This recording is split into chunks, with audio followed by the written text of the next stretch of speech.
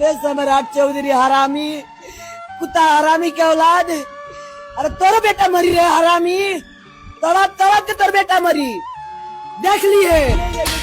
मेरे वीर भगत सिंह शेरा वेला, रहती दुनिया तेरा वे, पर सोचते खड़ती ना, सोहणिया तेरा लिखिया पढ़ती ना।